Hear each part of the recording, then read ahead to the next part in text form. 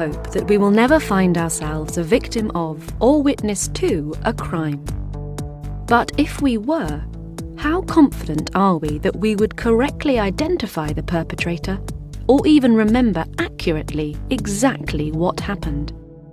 My name's Graham Pike. I'm a Professor of Forensic Cognition here at the Open University's Department of Psychology. I teach and research in the area of forensic psychology with particular expertise in eyewitness memory. Eyewitness testimony is a particularly problematic area for several reasons. One of those reasons is the outcome of eyewitness testimony can be very important. That if an eyewitness misidentifies someone, then an innocent person can be sent to prison. One of the other problems with it is the difference between everyday cognition, so how our brains work in everyday situations, and how they work in the very special scenario of seeing a crime. So our everyday experience of how our mind works is usually quite positive. We recognise our family and friends without any problems. We remember what we're supposed to be doing. Our memories tend to work. It's only remembering quite difficult information we find problematic. But when it comes to a situation where you've seen somebody who's unfamiliar, for only a few seconds maybe, in a very stressful situation, in a scenario that's very unfamiliar to you, then we're not so good at being able to recognise that person. In fact, we're particularly bad, and we find it very difficult to remember the events. Even the order that they happened in can be something that we really struggle with. So eyewitnesses tend to make a lot of mistakes, but importantly, they don't realise that they're making them. Testing the reliability of eyewitness testimony is actually quite difficult. It's very hard to replicate exactly the situation that would happen in a court. For instance, what we can't do is commit really violent crimes in front of research participants because it would be unethical. We also can't introduce something called consequentiality. Now, that refers to the consequences of a decision that's taken. So the consequences in a court are really profound. What an eyewitness says can lead to somebody being convicted, to somebody walking free who committed a crime. There's no way really of replicating that in a research setting. Graham worked with the Greater Manchester Police on a fascinating television series that explored the issues around eyewitness behaviour through experiments and by staging convincing mock crimes in front of a group of volunteers. The series, called Eyewitness, revealed some intriguing insights into how our memories work and some of the common errors that eyewitnesses can make. As a demonstration of human memory, we actually showed a piece of kind of modern art to our eyewitnesses and asked them to describe it, and asked them to say kind of what it reminded them of. You could say it was fan-like in its shape. You got like the spokes, that could be like a bicycle wheel. A few weeks later, we then got them to draw from memory that piece of art. And what we found was that rather than replicate the piece of art, what the people tended to do was replicate what they'd said it looked like. So if the person had said, well, it kind of reminds me of a bicycle wheel, then what they drew was a bicycle wheel. So what they'd done was interpreted that piece of modern art as what it reminded them of, but then remembered it in terms of that. So not exactly how it looked, but what it reminded them of. And it was that they reproduced. You'd given the picture.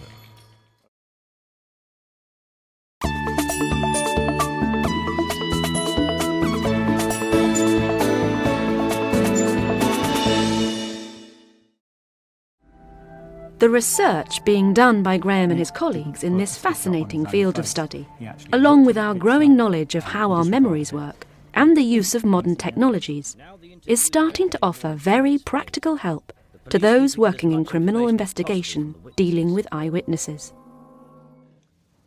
There were some really good examples of eyewitness errors that were made in the Eyewitness series. The second crime that we staged was an armed robbery with most of the people wearing ski masks, so that you couldn't see any, like balaclavas, you couldn't really see anything in their face, but there were eye holes. And one of the eyewitnesses obviously remembered that the eye region of the face was somehow different, and his brain constructed a story to try to explain that. But rather than say the person was wearing a ski mask, he thought they were wearing sunglasses.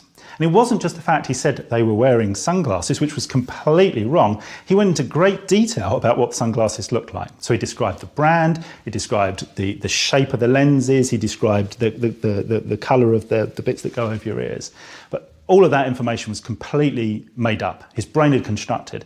And what was really, I guess, surprising and really illustrative of one of the problems with eyewitness testimony is he completely believed it. For him, the experience of remembering the sunglasses which didn't exist was exactly the same as the experience of remembering details that did exist. Really sure he was wearing sunglasses.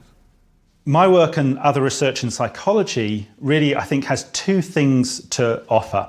The first is that we can act as a warning to the criminal justice system, so that if we find that an eyewitnesses or eyewitnesses in general are unable to do something or are fairly inaccurate, we can warn them not to rely on that information.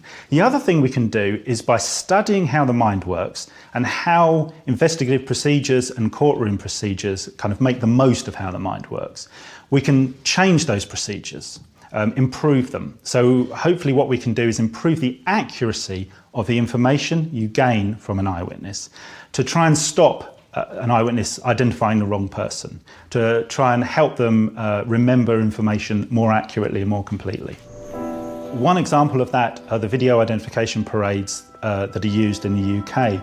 It used to be, prior to 2003, that a police officer would have to scour the streets trying to find about 9 or 10 people that looked just like the suspect, and that's a very hard thing to do. And we know that those parades tended to be quite unfair on the suspect. With the video identification system, there's a very large database of thousands of faces that can be searched, and you can put together a parade based on that database. Technology is also helping in terms of what's known as facial composite images, so e-fits and photo fits. The original systems, such as the original photo fit and identikit system, were found by psychologists to be very inaccurate because they really didn't work in a way that kind of made the most of human cognition. So the way we remember faces is we remember the whole face. We remember it what's known as holistically, which means the whole face. But the way those early systems worked was to try to get people to construct a face by picking out, first of all, the eyes and then a nose. You'd look through hundreds of eyes and try and pick the right one. Now, memory just doesn't work like that. You find it very hard to pick out somebody's eyes, particularly if you don't know them well. So modern systems have been introduced, computer systems that are based on knowledge of how human psychology operates, so that now what you see is a whole face, and you kind of create an image of the suspect by manipulating the whole face. So forensic psychology is informing criminal justice system and helping to improve police investigative procedures all the time.